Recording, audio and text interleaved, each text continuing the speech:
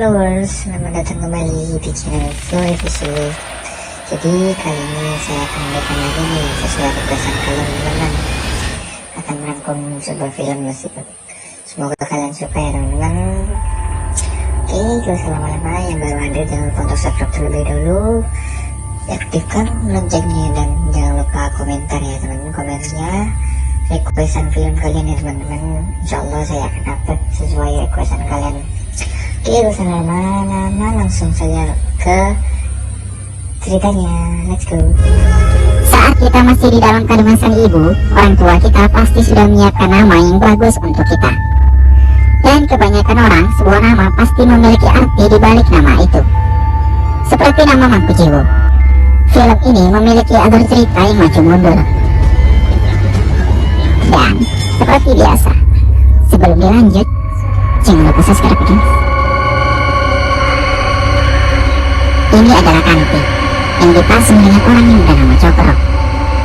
Kanti sedang hamil anak Cokro, dan Cokro tidak mau tanggung jawab. Itulah sebabnya mengapa Kanti dipasung. Cokro menghasut penduduk desa kalau Kanti itu gila. Lelaki emang mau enaknya doang. Ini adalah Broto. Broto datang untuk menjemput Kanti karena kondisi Kanti membuat penduduk desa takut. Broto masuk ke tempat Kanti dipasung, dan dia menyuruh Kanti untuk balas dendam atas perbuatan Cokro.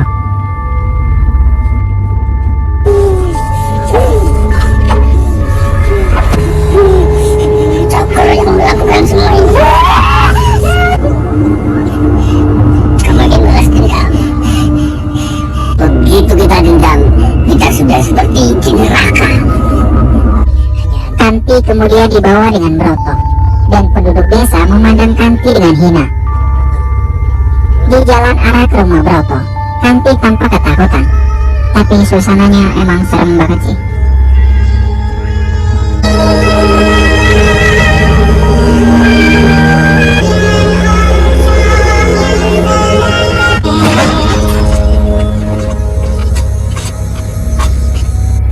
Sesampainya di rumah, Kanti dimandiin kembang dengan Broto sambil senandung lagu Jawa. Setelah mandi, Kanti dibawa ke ruangan dan dihadapkan dengan cermin. Broto mau memasung Kanti di depan cermin. Setelah Broto pergi, Kanti melihat dirinya. Bisa jadi gila beneran ini.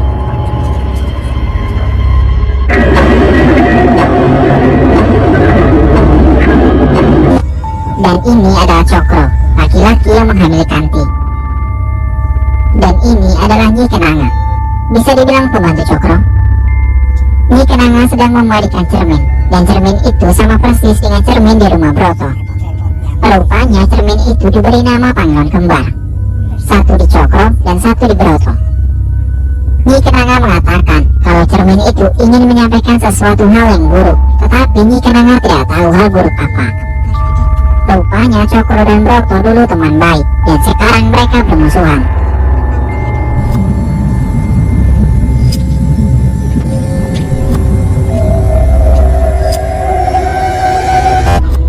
Kembali ke Broto. Broto sedang menyiapkan sesajen untuk Kanti, dan sesajennya itu, jijik lihatnya.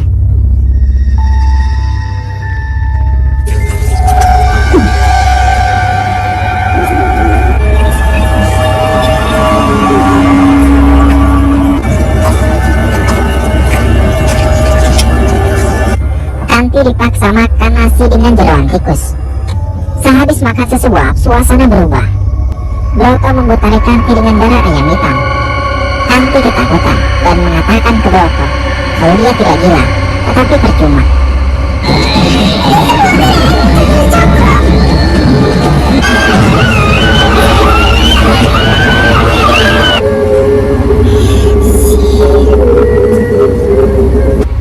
Dan ini adalah Hanuma. Hanuma adalah anak Kanti. Dan saat Sin pindah ke Hanuma, ini adalah di masa yang sekarang. Hari ini adalah hari ulang tahun Hanuma, dan juga malam minggu. Lantaran Hanuma jomblo, jadi Hanuma memilih kerja daripada sendirian di kosan. Hanuma, panjang umur dan sehat selalu ya. Di hotel tempat Hanuma kerja, ada satu kelompok yang sedang transaksi jual beli benda pusaka. bule ini sebagai pembeli. Setelah basa-basi, terjadilah cekcok di antara mereka, dan si bule tewas. Di sisi lain, Hanuma sedang mengantar minuman ke tempat mereka transaksi jual beli. Hanuma mengetuk pintu kamar mereka, tetapi tidak dibuka. Kemudian Hanuma melihat pintunya tidak dikunci. Pelan-pelan Hanuma masuk. Saat Hanuma melihat bule itu tewas, dan ini adalah Pulung, anak dari Cokro. Hanuma langsung lari ketakutan, tetapi sayang, Hanuma ketangkap dengan mereka.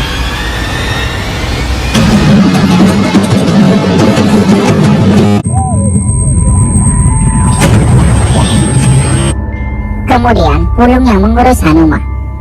Kayaknya Hanuma mau diperkaos nih. Di saat yang sama, Nyi Kenanga memberi sesajen ke cermin, dan cermin itu goyang sendiri. Nyi Kenanga melihat pertanda, tetapi tidak tahu pertanda apa. Balik ke Hanuma. Saat Pulung menindih Hanuma, mata Hanuma berubah menjadi merah. Pelan-pelan tangan Hanuma mengelus kepala Pulung. Setelah membunuh Pulung, mata Hanuma kembali normal. Setelah kematian Pulung, Cokro dan anggotanya diskusi, siapakah pembunuh Pulung? Beri kami petunjuk, Tuan. Apakah anggota Cokro, yaitu si Bapak Tompel, melakukan investigasi dan muncul satu nama, yaitu Broto. Mendengar nama Broto, Cokro kemudian menceritakan masalahnya dengan Broto, bahwa Broto itu akan menguasai benda pusaka. Di balik obrolan mereka, Nyi Kenanga nguping dari balik pintu. Tak lama kemudian, Cokro menemui Nyi Kenanga. Cokro curhat kalau urusan pusaka ini sudah menelan korban, yaitu anak Cokro sendiri. Tapi penilaian kembar ini memberikan kita tanda-tanda yang akan datang. Nyi Kenanga kemudian memberikan pendapatnya. Mungkin kalau saja cermin itu atau pangeran kembar disatukan, Pulung mungkin masih hidup, dan hal buruk tidak akan terjadi. Tetapi sampai kapanpun Cokro tidak akan mau damai dengan Broto. Tidak, Ndoro. Setelah membunuh Pulung, Hanuma pulang ke kampung halaman dan disambut dengan Broto. Dengan kata lain, Hanuma tidak tahu yang sebenarnya, dan yang Hanuma tahu itu adalah dia anak Broto.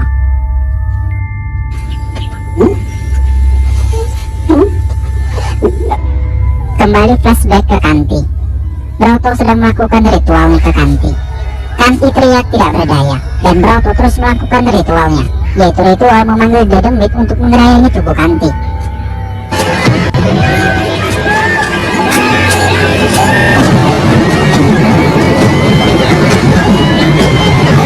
Setelah ritual, pengawal Broto datang memberi makan Kanti.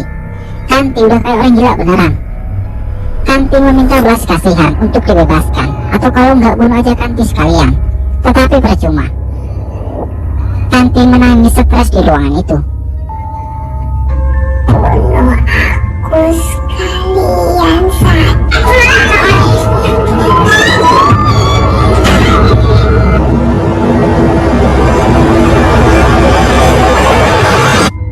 Kemudian Bapak Tompel datang ke rumah Hanuma dengan gaya sengaknya. Bapak Tompel bicara dengan Broto kalau dia mencari Hanuma, karena Hanuma adalah orang terakhir bersama Pulung sebelum Pulung tewas. Broto kemudian menyela omongan Tompel kalau Hanuma bukanlah pembunuh. Hati-hati, Pak Broto. Nampaknya Anda punya motif. Karena saya tak punya kemampuan untuk membunuh. Lain waktu saya akan datang lagi ke sini untuk bertanya-tanya mengenai parfum anak Anda. Setelah Bapak Tompel pergi, Broto menghampiri Hanuma. Ini hanya membuat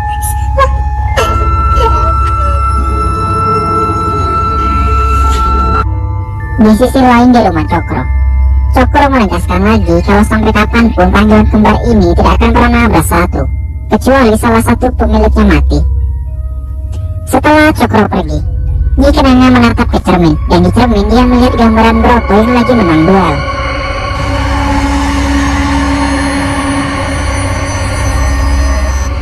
Tak lama kemudian, Nyi Kenanga mendatangi Broto di rumahnya. Nyi Kenanga menanyakan soal panggilan kembar, tetapi Broto menyela omongan Nyi Kenanga kalau dia sudah tidak menyimpan cermin itu lagi dan beralih menjadi pedagang batik. bukan begitu, Doro. Saat Nyi Kenanga sedang melihat batik, dia melihat Hanuma. Nyi Kenanga kemudian bertanya ke Broto, pengrajin batik itu beda dari yang lain. Apa dia anak Broto? Broto mengiyakan pertanyaan Nyi Kenanga. Nyi Kenanga tidak pernah tahu kalau Broto pernah menikah. Tetapi Nyi Kenanga terus memperhatikan Hanuma. Sepertinya Nyi Kenanga tahu siapa Hanuma sebenarnya. Saya tidak pernah tahu Doro pernah menikah. Tak lama kemudian, Nyi Kenanga bicara serius dengan Broto. Rupanya Nyi Kenanga mau mengkhianati Cokro. Broto kemudian mengatakan kalau Cokro itu tidak akan bisa mati kalau tidak dengan darah dagingnya sendiri yang membunuhnya. Kecuali oleh darah dagingnya sendiri. Saat Nyi Kenanga mau pulang, dia melewati ruangan tempat Kanti dipasung. Dia berhenti di depan pintu itu, mendengarkan teriakan Kanti, tentunya melalui alam gaib. Broto membesarkan Kanti hanya untuk balas dendam dengan Cokro. Dengan kata lain, Hanuma disuruh membunuh Cokro. dan Doro Cokro tidak tahu menahu. Tak lama kemudian, si Bapak Tompel mengintai Broto. Saat Broto pergi, Bapak Tompel langsung mengarah ke rumahnya. Si Broto kayaknya sengaja pergi, biar si Bapak Tompel mati di tangan Hanuma. Tiba-tiba si Tompel sudah ada di hadapan Hanuma. Hanuma ditinju bolak-balik dengan si Bapak Tompel. Hanuma kemudian mengeluarkan kekuatannya, yaitu mata merah. Ultraman pun pasti kalah ini, kalau menghadapi Hanuma.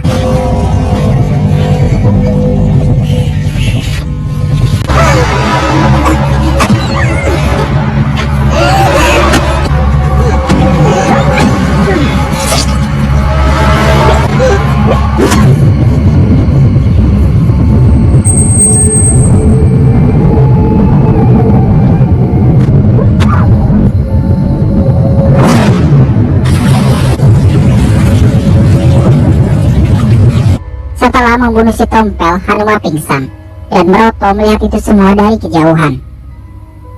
Saat Broto kembali ke rumah, pengawal Broto yang tidak bisa bicara menghampirinya. Saya pun tidak ngerti dia ngomong apa.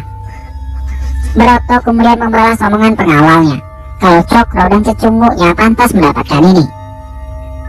Kalau Cokro dan cecunguk-cecunguknya itu akan mengangkangi.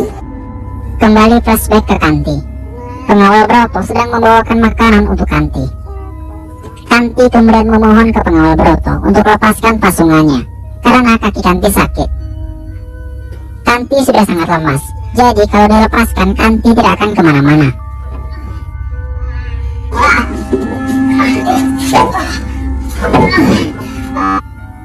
Kemudian wajah Kanti dielus dengan pengawal Broto dan memasangkan kalung Kanti. Pengawal Broto kemudian memberikan tusuk konde ke Kanti dengan maksud rambut Kanti yang panjang biar rapi. Kanti melihat tusuk konde itu dan langsung ingin bunuh diri. Tiba-tiba Broto datang dan pengawal Broto ketakutan.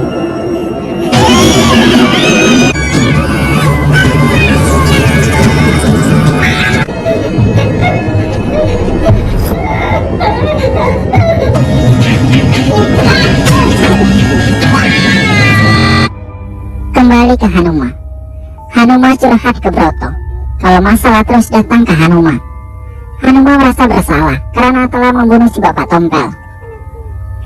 Hanuma mengatakan kalau ada tembang atau nyanyian yang terngiang di telinganya, dan itu membuat Hanuma tidak sadar dengan apa yang Hanuma lakukan. Dan tembang itu makin terngiang jelas di rumah ini. Makin terdengar jelas rumah ini.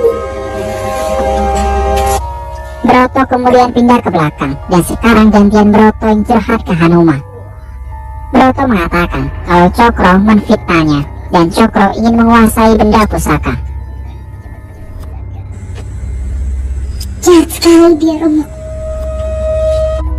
Broto terus melanjutkan curhatannya, dan yang lebih jahat, Cokro lah penyebab Kanti, ibu Hanuma, meninggal. Hanuma mendengar itu semua langsung ingin membunuh Cokro.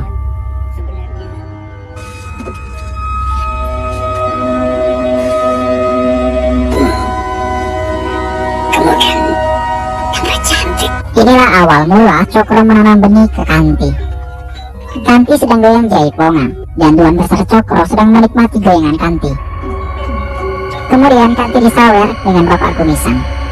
Cokro melihat itu tidak mau Kanti digoyang dengan orang lain. Kanti kemudian mengarah ke Cokro dan mengajak Cokro goyang. Tak lama kemudian Kanti digoyang beneran dengan Cokro.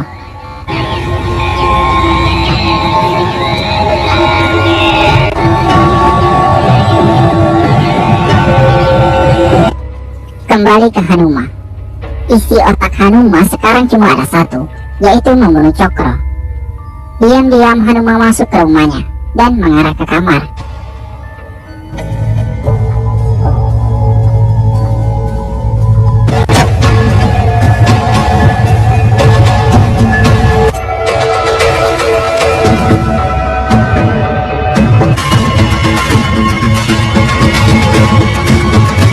Rupanya Hanuma diprank dengan Cokro.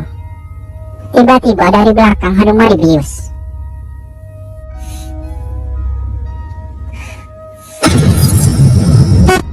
Beberapa saat kemudian, Hanuma sudah berada di rumah dan masih kondisi pingsan.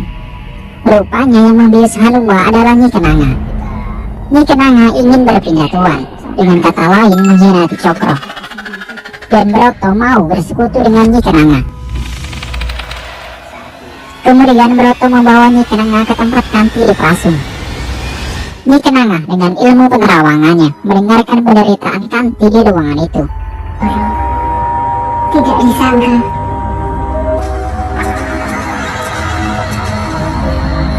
Aku melatihnya. Doro menyemaikan dendam. Dan inilah akhir dari hidup Kanti. Kanti bunuh diri. Baru setengah jalan dan belum mati sepenuhnya, Broto datang melihat Kanti. Broto langsung mengambil tusuk konde dan membelah perut Kanti untuk mengeluarkan bayinya. Bisa dibayangin belah perut pakai tusuk konde?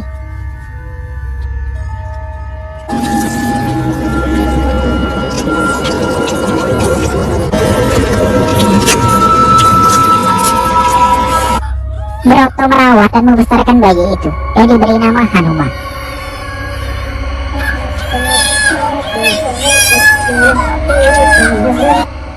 Hanuma sudah siuman dari pingsannya, dan dia mendengar pembicaraan Broto dan Nyi Kenanga.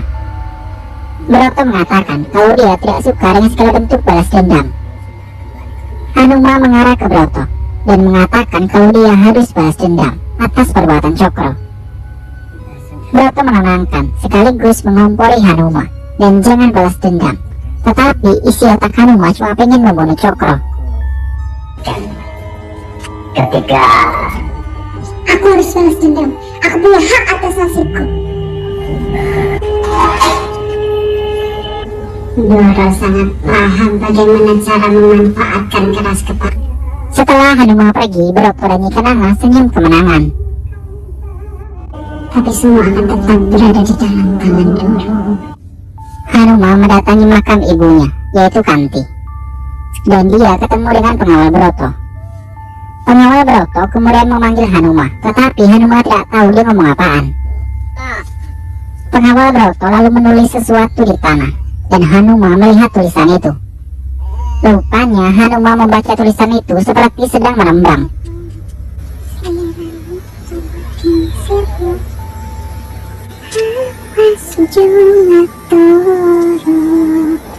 Kemudian pengawal Broto ngomong dengan Hanuma dengan cara khasnya. Hanuma pun dibuat bingung, ngomong apaan ini?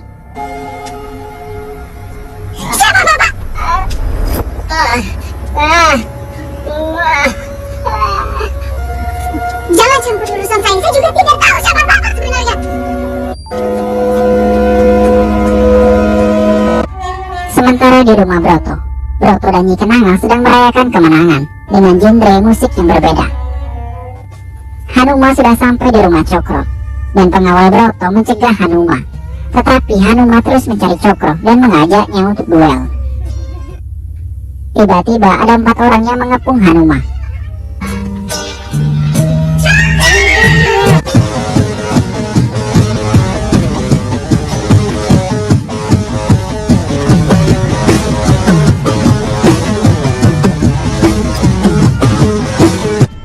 Hanuma langsung mengarah ke belakang, dan di belakang ada Cokro yang lagi santai.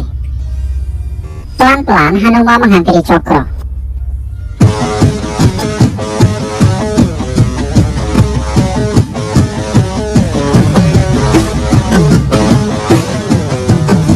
Pengawal Broto masih menghajar 4 orang itu.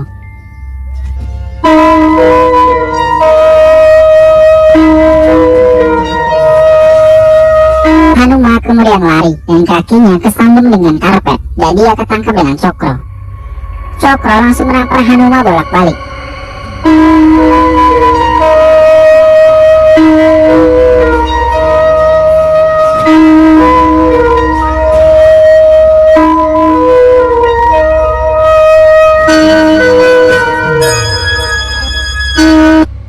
Saat Hanuma lemas tidak berdaya, Hanuma menyanyikan lagu yang ditulis dengan pengawal Broto tadi. Dan Hanuma menyanyikannya dengan sangat bagus. Tiba-tiba panggilan kembar mengeluarkan bala bantuan untuk Hanuma, untuk menonton Hanuma nyanyi. Broto dan Nyi Kenanga melihat bantuan Hanuma dengan sangat senang. Aku berhasil. Aku berhasil. Bantuan Hanuma sudah sampai di rumah Cokro. Rupanya itu adalah Kanti.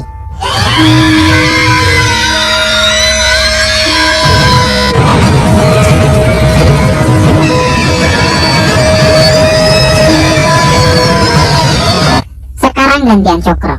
Kepala Cokro ditetesi darah dari atas.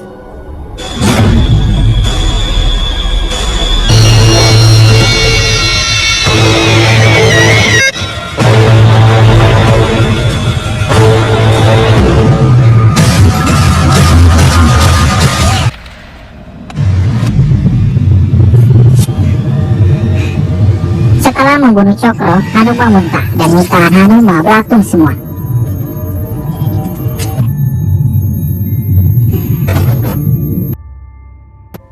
Setelah beberapa hari membunuh Cokro, Hanuma tampak tidak semangat hidup. Sementara itu, Broto sedang mengunci panggilan kembar supaya Kanti tetap dikurung di dalam cermin. Nyi Kenanga mengatakan, selama Hanuma masih berada di pihak Broto, Kanti tidak akan menyerang Broto. Kemudian Nyi Kenanga menyampaikan kalau mereka sekarang sudah mangku jiwo, memangku dan menguasai jiwo. Mangku jiwo. Memangku dan menguasai jiwa.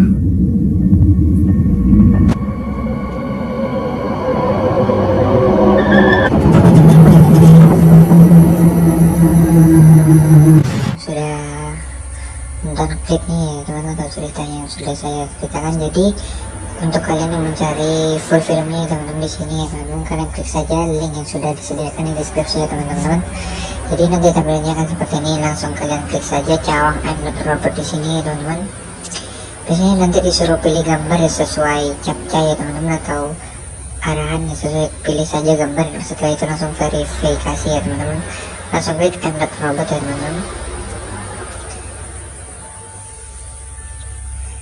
Nah, setelah itu scroll ke bawah, cari link download ya teman-teman. Nah, ditunggu sekitar 5 detikan ya teman-teman. Klik link download 2 kali biasanya nih ya teman-teman. Scroll lagi ke bawah. Maaf, iklan gimana ya? Nah, di sini teman-teman, klik lagi link download. Nah, di sini teman-teman, tunggu saja lah sekitar 5 detikan ya, langsung klik get link ya teman-teman. Nah, jadi di sini ya teman-teman untuk film horornya ya teman-teman. Nah, jadi kalian bisa langsung tonton saja di sini. Sini ya teman-teman. Yes please.